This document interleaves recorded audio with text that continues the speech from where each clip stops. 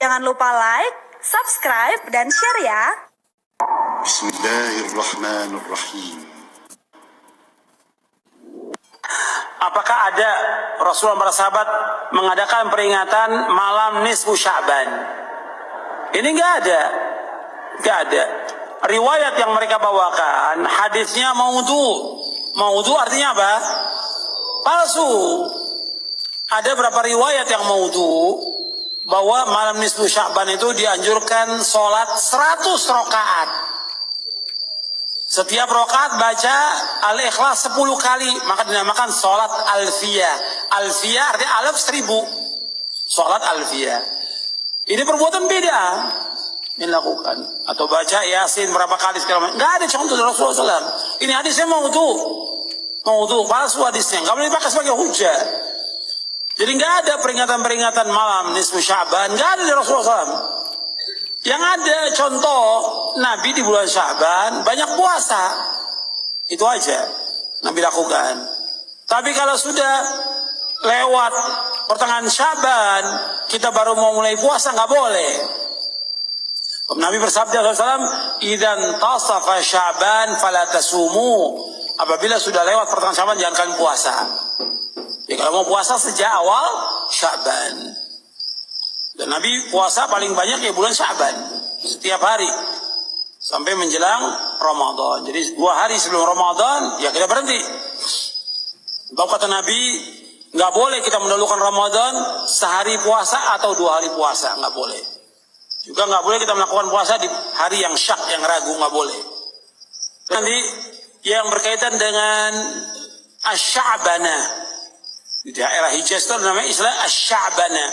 Sya'bana ini artinya perayaan menjelang Ramadan. Seperti apa Sya'bana ini? Seperti makan-makan, kumpul makan-makan menjelang Ramadan. Ini enggak ada. Jadi seolah-olah karena kita mau puasa, ya kita puasin dulu lah semuanya. Sebelum kita masuk penjara. Ini juga benar ya seperti ini. Jadi seolah Ramadan itu penjara buat dia, nggak boleh makan. Ini pemahaman yang berbahaya. Maka lebih dekat kepada bid'ah perbuatan yang kata para ulama. Orang makan biasa ya, tapi sengaja kumpul-kumpul di bulan Sya'ban karena menyangka nggak ada contohnya. Sama seperti orang mau ziarah kubur menjelang Ramadan. Makanya macet kan di pemakaman-pemakaman di mana-mana kalau menjelang Ramadan 1 hari 2 hari, seolah-olah ziarah kubur itu menjelang Ramadan. Mau pamit dulu sama bapak ibu sebelum Ramadan. Nggak ada dalam Islam. Nggak ada. Ziarah kubur dianjurkan kapan waktu saja. Tapi menetapkan waktunya menjelang Ramadan jadi beda. Kapan waktu kita boleh ziarah kubur? Sepanjang tahun. Kenapa harus 1 hari atau 2 hari menjelang Ramadan? Dan itu mengganggu jalan kaum muslimin. Nggak boleh. Nggak ada contohnya. Sama juga sengaja ziarah di bulan Syawal. Ya raya semua ziarah kubur juga nggak ada contohnya. Ziarah kubur kapan waktu saja dianjurkan. Amalan sunnah ketika Sya'ban. Ada beberapa hadis sahih yang menunjukkan anjuran amalan tertentu di bulan Sya'ban. Di antara amalan tersebut adalah: pertama, memperbanyak puasa sunnah selama bulan Sya'ban. Ada banyak dalil yang menunjukkan dianjurkannya memperbanyak puasa di bulan Sya'ban.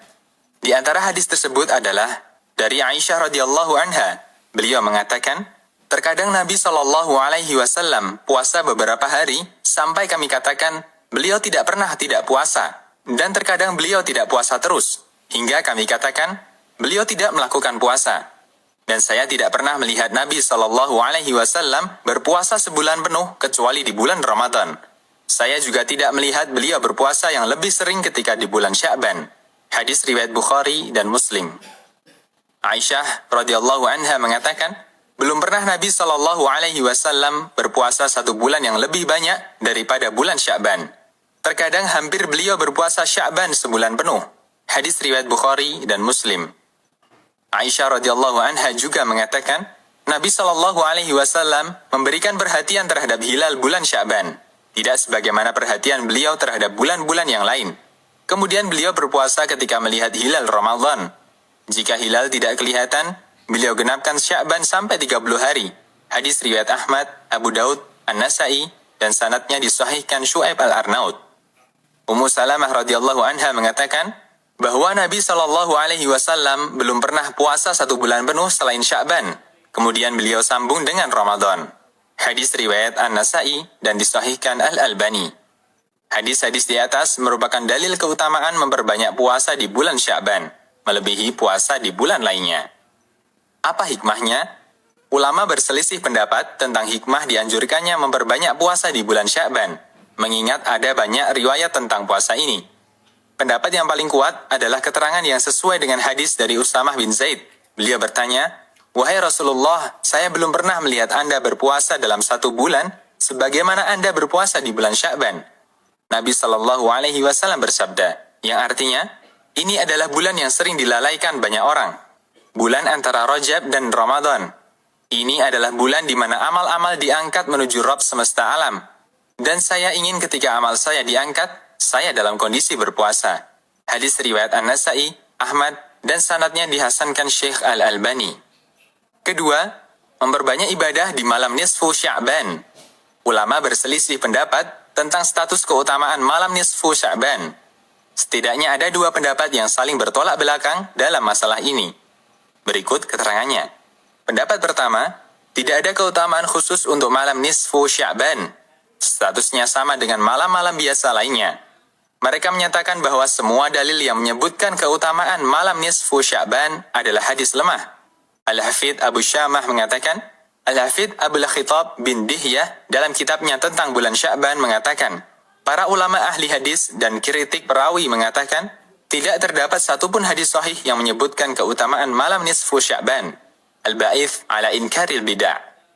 Syekh Abdul Aziz bin Baz juga mengingkari adanya keutamaan bulan Sya'ban dan nisfu Sya'ban. Beliau mengatakan, terdapat beberapa hadis dhaif tentang keutamaan malam nisfu Sya'ban yang tidak boleh dijadikan landasan. Adapun hadis yang menyebutkan keutamaan sholat di malam nisfu Sya'ban, semuanya statusnya palsu, sebagaimana keterangan para ulama pakar hadis. At-Tahdhir min al-Bid'ah. Pendapat yang kedua, terdapat keutamaan khusus untuk malam nisfu Sya'ban. Pendapat ini berdasarkan hadis sahih dari Abu Musa al-Asy'ari radhiyallahu anhu, di mana Nabi Shallallahu Alaihi Wasallam bersabda, sesungguhnya Allah melihat pada malam pertengahan Sya'ban, maka Dia mengampuni semua makhluknya kecuali orang musyrik dan orang yang bermusuhan. Hadis riwayat Ibnu Majah, At-Tabrani, dan disahihkan Al-Albani. Setelah menyebutkan beberapa waktu yang utama, Syekhul Islam mengatakan, pendapat yang dipegangi mayoritas ulama dan kebanyakan ulama dalam mazhab Hambali adalah meyakini adanya keutamaan malam nisfu Sya'ban.